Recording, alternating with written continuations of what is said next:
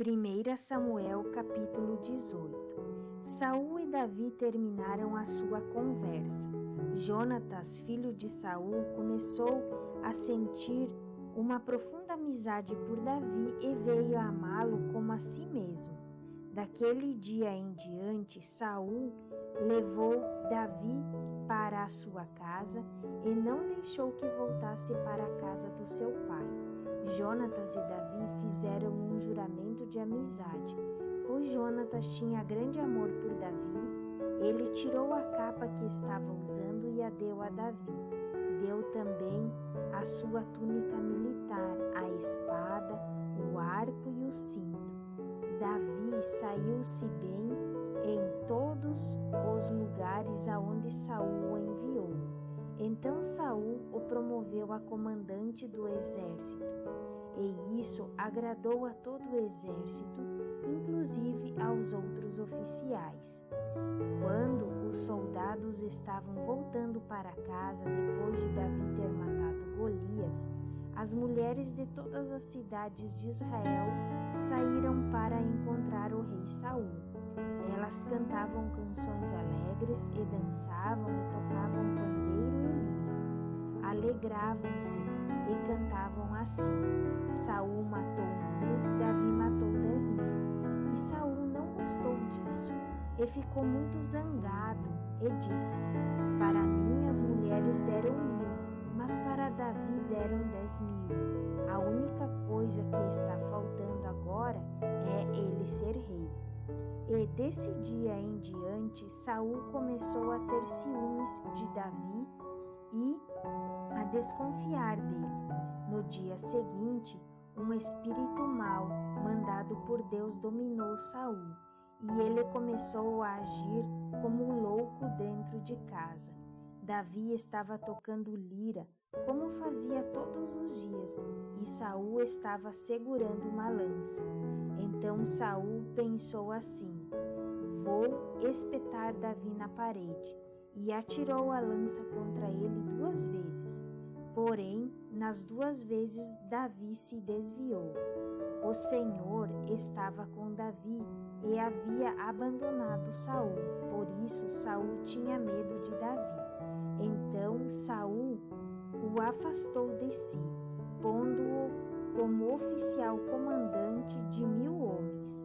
Davi comandava os seus soldados na batalha, e tudo o que fazia dava certo, pois o Senhor estava com ele. Saul viu o sucesso de Davi e ficou ainda com mais medo dele. Mas em Israel e em Judá todos amavam Davi, porque ele era um líder corajoso. Então Saul disse a Davi: aqui está Merabe, a minha filha mais velha. Eu a darei em casamento a você, com a condição de que você me sirva como soldado valente e fiel e lute nas batalhas de Deus o Senhor.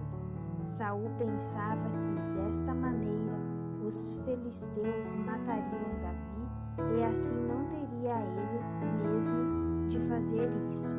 Davi respondeu: quem sou eu e quem é a minha família em Israel para que eu seja genro do rei? Mas quando chegou a época de Merabe ser dada em casamento a Davi, ela foi dada a um homem chamado Adriel, da cidade de Meolá.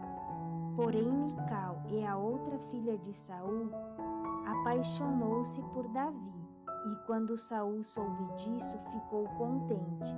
Ele pensou: vou dar Mical em casamento a Davi, e ela servirá como uma armadilha para que ele seja morto pelos filisteus. Então, pela 2ª vez, Saul disse a Davi: você será meu genro. Ele mandou que os seus oficiais conversassem em particular com Davi e disseram a ele: o rei e todos os oficiais gostam de você. Esta é uma boa ocasião para você casar com a filha dele. Então eles falaram com Davi e ele respondeu: ser genro do rei é uma honra grande pessoa pobre e sem valor como eu. Os oficiais contaram a Saul o que Davi tinha dito, e ele ordenou que dissesse o seguinte a Davi: tudo o que o rei quer de você em pagamento pela noiva são os prepúcios de 100 filisteus mortos como vingança contra os inimigos dele. Saul tinha planejado isso porque assim Davi seria morto pelos filisteus.